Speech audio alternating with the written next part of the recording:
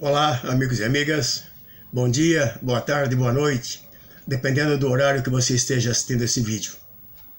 Estamos de volta com mais um Reavivados por Sua Palavra.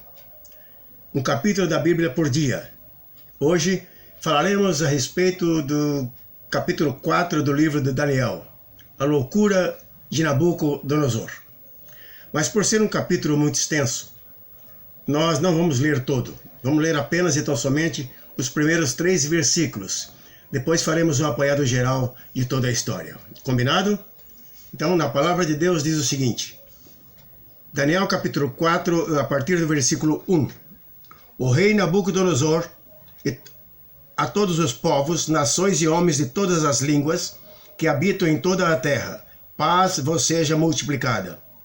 Pareceu-me bem fazer conhecidos os sinais e maravilhas que Deus, o Altíssimo, tem feito para comigo.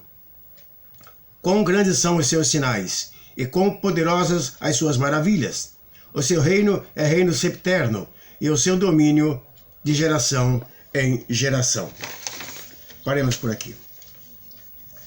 A partir do versículo 4, Nabucodonosor faz um relato de toda, ele narra toda a história, tudo acontecido com ele, nesse capítulo. Nabucodonosor era um homem pecador, cruel para com os oprimidos, como está no versículo 27. O Senhor avisou Nabucodonosor através de um sonho interpretado por Daniel, de que ele passaria por maus lençóis, por maus pedaços, até pelo vale da sombra da morte, mas que enfim se recuperaria e seria exaltado dessa situação, o que realmente aconteceu. Quando tudo estava indo bem com Nabucodonosor, ele teve um sonho que tirou a sua paz. Ele viu uma árvore frondosa e produtiva, que abrigava e alimentava todos os animais da floresta. Essa árvore teve seu tronco cortado, e permaneceu assim por 7 anos, como está no versículo 5, ao final dos quais foi reabilitada. Ninguém, a não ser Daniel, conseguiu interpretar o sonho. A árvore frondosa e frutífera simbolizava o próprio Nabucodonosor e o seu império, e a cesta de pão do mundo, então conhecido na época. O tronco cortado significava a inteligência retirada do rei, de quem os representantes dos países iriam se afastar.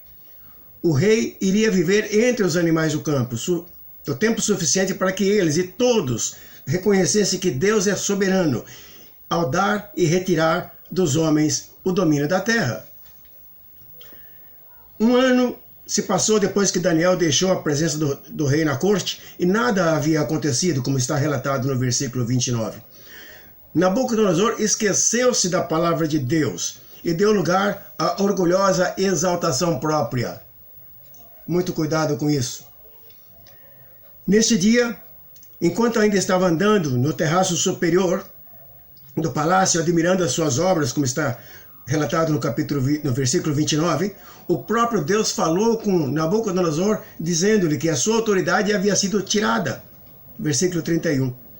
A sentença de Deus se cumpriu naquele exato momento, e Nabucodonosor perdeu a sua glória, perdeu a sua inteligência e deixou o palácio para viver com os animais.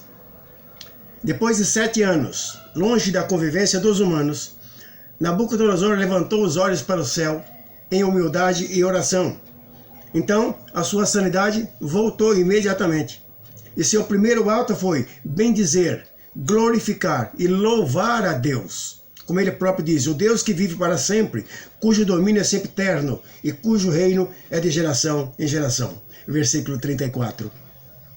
Sua majestade e esplendor imediatamente foi restituído, foi restaurado, e ele foi reconduzido pelos seus conselheiros de volta ao trono.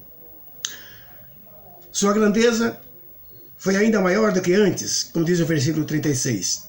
E ao final de sua experiência, Nabucodonosor não só reconheceu a glória e o poder do Altíssimo, a glória e o poder de Deus, mas o louvou por ter livrado da loucura, da arrogância e da exaltação própria. Desse relato, desse versículo desse capítulo 4 de Daniel, nós tiramos várias lições. Por exemplo, seja humilde, suporte a humilhação.